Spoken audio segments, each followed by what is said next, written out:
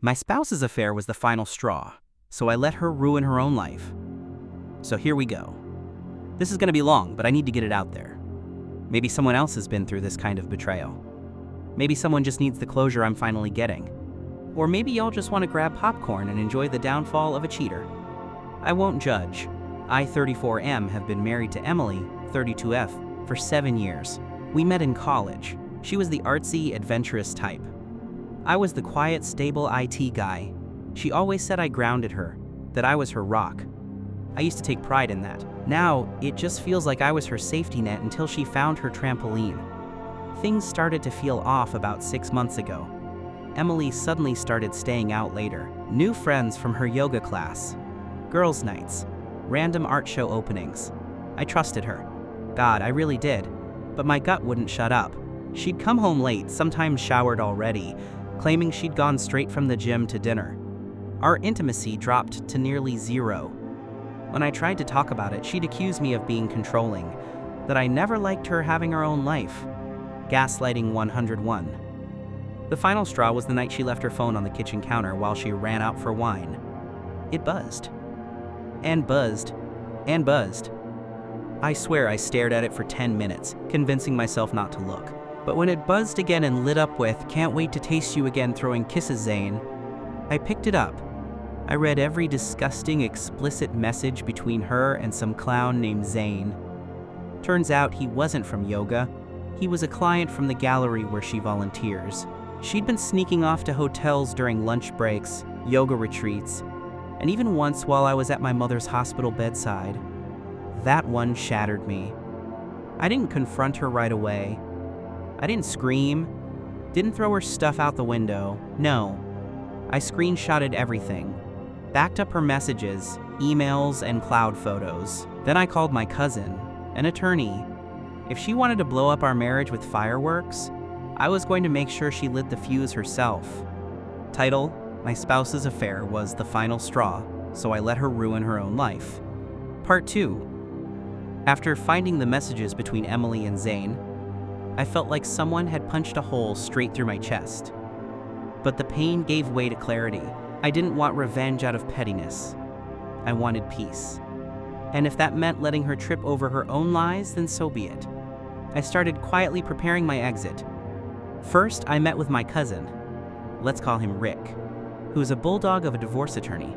We started gathering everything I needed: phone records, financial activity, text backups, and even hotel receipts. Turns out, Emily wasn't exactly subtle about her escapades.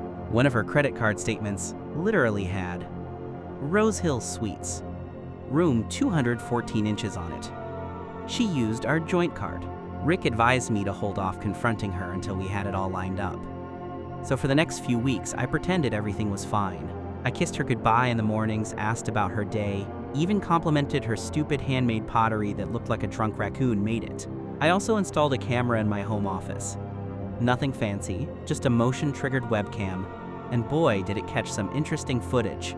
While I was out of town visiting a client, actually a stay at my friend's place, she brought Zane into our house. Our house. They made out on the couch I picked out. He drank the whiskey my late dad gave me.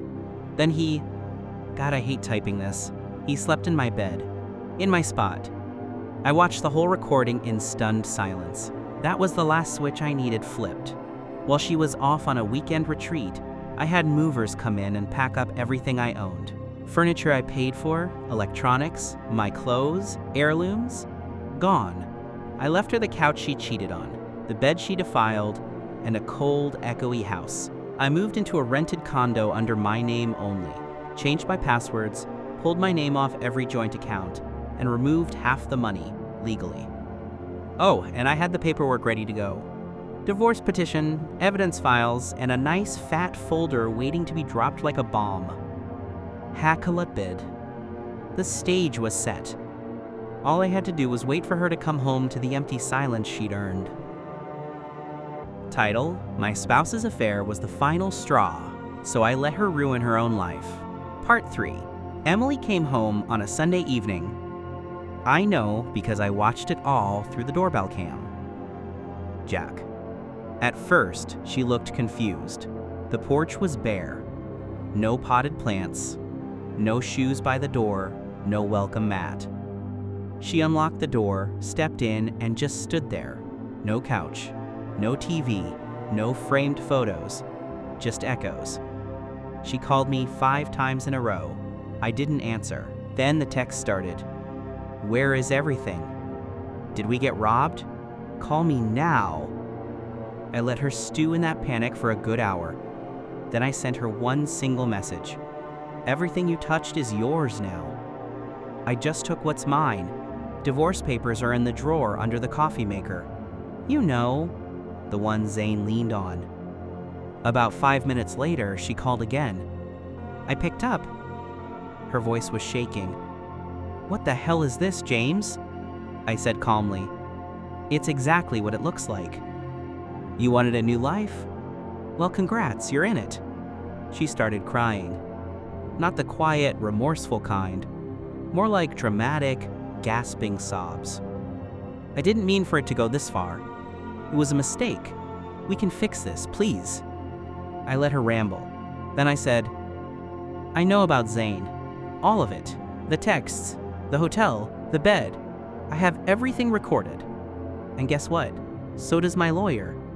Silence. Then she whispered, You were spying on me? I laughed. Spying? No. Just covering my ass when my wife suddenly started living like a single 20-year-old influencer. She started to get angry. You're throwing away 7 years over one mistake? Oh, it wasn't one mistake, it was months of calculated betrayal. And you threw it away. I'm just signing the receipt. She hung up. Later that night, she sent a long email. Something between an apology and a desperate plea. She claimed she felt invisible, that she was struggling with her identity. And Zane made her feel alive. She said it wasn't about sex, which is hilarious considering some of the messages said otherwise. I didn't respond. Instead, Rick filed the papers first thing Monday morning. Title: My spouse's affair was the final straw, so I let her ruin her own life. Part 4. Once the divorce papers were served, things went downhill fast for Emily, and I didn't have to lift a finger. She did all the damage herself. Rick made sure everything was clean and tight. Adultery in our state isn't illegal, but it is considered in divorce proceedings. That meant our prenup, which had a fidelity clause, was enforced. She walked away with nothing from our joint assets. The condo? Mine. The savings account? Mine. The car? Technically hers. But it was still in my name and leased under my employer's benefit package. I returned it and let her deal with the repossession. Zane? Well, remember how she said he was a client from the gallery? Necrid. Turns out he was married, and his wife found out around the same time I filed. Want to know how? I sent her a respectful, anonymous envelope with a USB drive. On it, a highlight reel of Emily and Zane's greatest hits from my home security footage. Guess Zane didn't tell Emily he had something to lose too. According to what trickled back through mutuals, Zane's wife went scorched earth. Divorce, workplace complaints, he was her boss, and a very public dragging on Facebook that ended with screenshots captioned, "This is the man who made someone feel alive while killing our marriage." So now Emily was single, unemployed, the gallery didn't want to be associated with that mess, and couch hopping between her sister's place and a friend's apartment. I didn't even need to talk to her. Word got around. She tried contacting me again. Emails, texts, even a handwritten letter, if you can believe that. She talked about therapy, self-growth, closure. Hebel, I didn't respond. Met her, heal. She cheated, lied, and brought another man into our home. I owed her nothing. Met her, I spent that time healing. Gym, journaling, therapy. I reconnected with friends I hadn't seen in years because I was too busy supporting her dreams. Turns out, my dreams mattered too. And every time I started to feel weak or nostalgic, I'd pull up one of those old messages from Zane. Just a reminder of who she really was. Title: My spouse's affair was the final straw, so I let her ruin her own life. Part 5. It's been just over a year now. I'm divorced. I'm healed, or at least healing. And most importantly, I'm free. free from manipulation, emotional games, and walking on eggshells around someone who clearly didn't value me. Emily? From what I hear, she's still floundering. Tried to move back in with her parents, but they weren't having it after finding out what she did. She's working part-time at a craft store now, occasionally trying to relaunch her art on Instagram like she's in some healing era. Her posts are full of vague quotes like, "Sometimes you have to lose everything to find yourself," which I guess is true, just not in the empowering way she thinks. Zayn?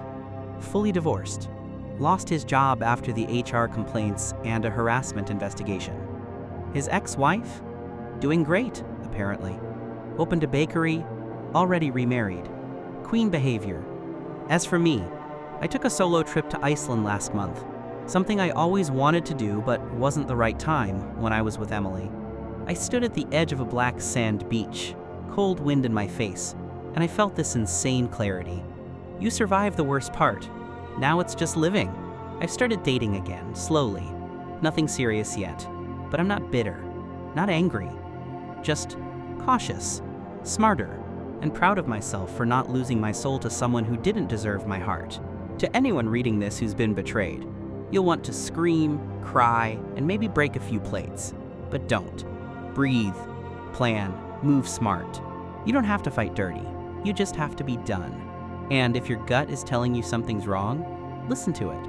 It's never just one mistake. For more stories like this, be sure to like and subscribe to receive notifications when a new post is published.